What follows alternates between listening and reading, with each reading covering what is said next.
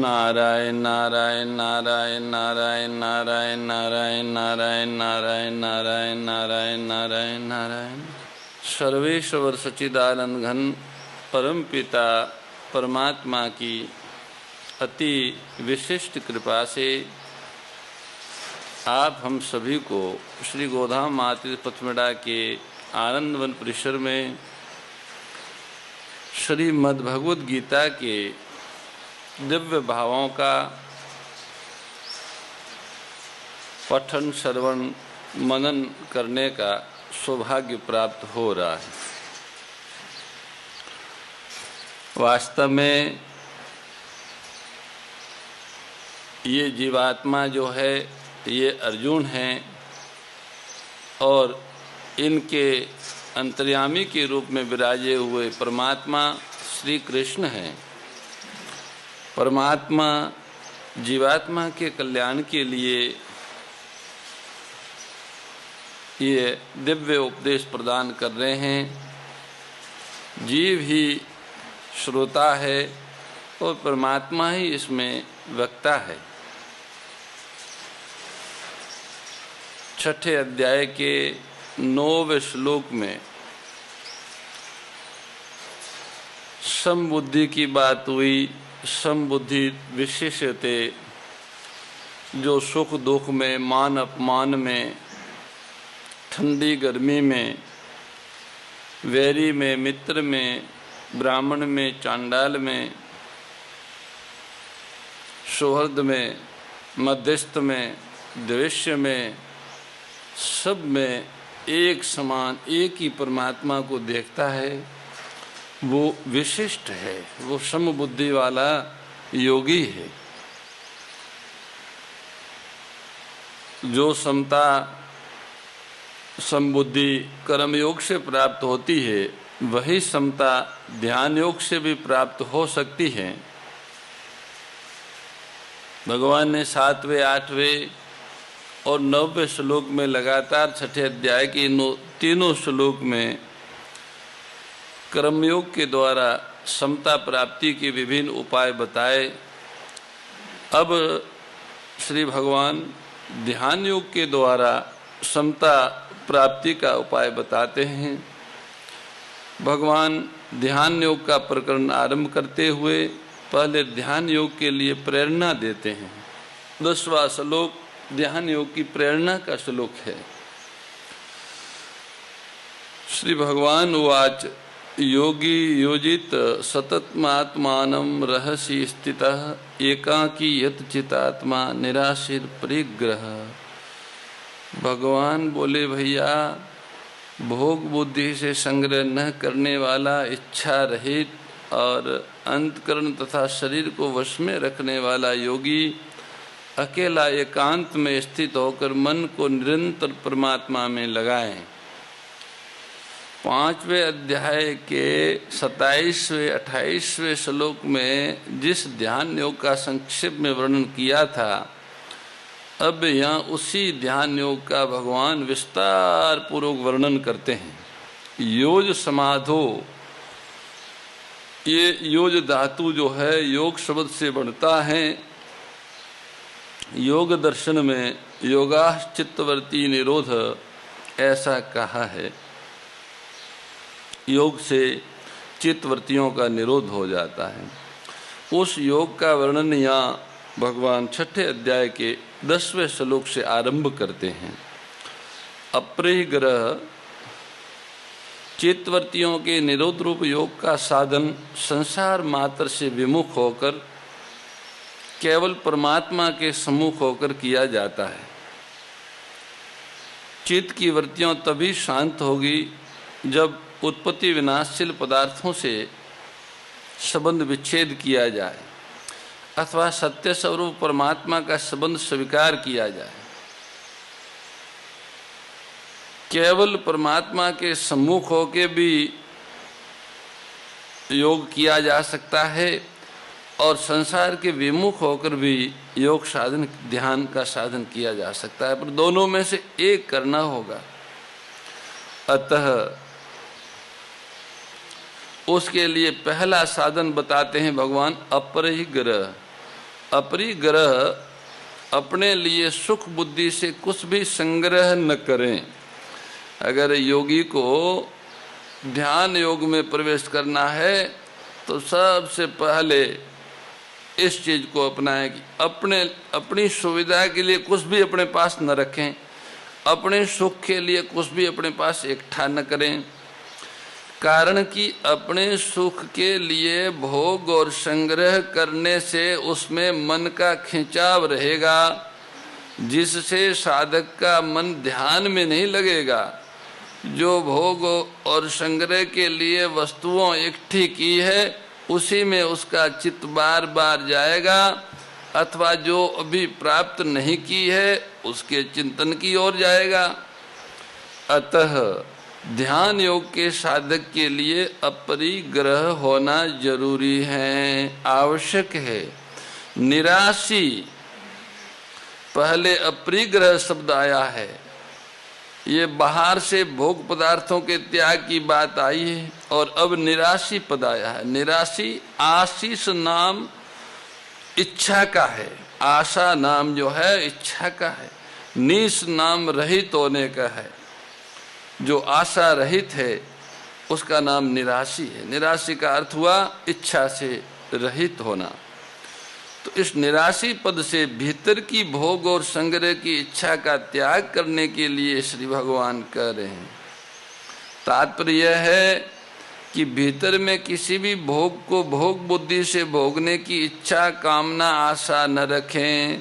कारण कि मन में उत्पत्ति विनाशशील पदार्थों का महत्व आशा कामना परमात्म प्राप्ति में महान बाधक है। इसमें साधक को सावधान रहना चाहिए। यत चितात्मा, बाहर से अपने सुख के लिए पदार्थ और संग्रह का त्याग तथा भीतर से उनकी कामना और आशा का त्याग होने पर ही अंतःकरण आदि में नया राग होने की संभावना नहीं रहती। अतः यहाँ तीसरा साधन बताते हैं, यत चितात्मा। साधक अंतःकरण सहित शरीर को वश में रखने वाला हो। इनके वश में होने पर फिर नया राग पैदा नहीं होगा। इनको वश में करने का उपाय है कोई भी नया काम राग पूर्वक न करें। कारण कि राग पूर्वक प्रवृत्ति होने से शरीर की आराम आलस्य में, इंद्रियों की भोगों में और मन की भोगों के चिंतन में अथवा व्यर्थ चिंतन में प्रवृत्ति हो जाती है।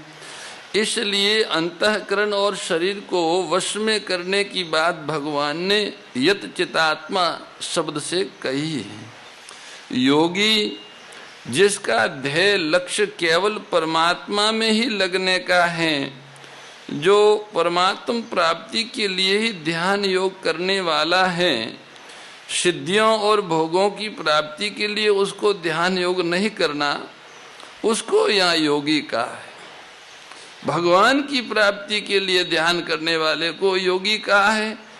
संसार में चमत्कार दिखाने के लिए और मान बढ़ाई के लिए जो ध्यान करते हैं उसके लिए गीता में योगी शब्द नहीं है। एकाकी ध्यान योग का साधक अकेला हो, साथ में कोई सहायक न हो, क्योंकि दो होंगे तो बातचीत होने लग जाएगी, और साथ में कोई सहायक होगा तो राग के कारण उसकी याद आती रहेगी, जिससे मन भगवान में लगेगा नहीं।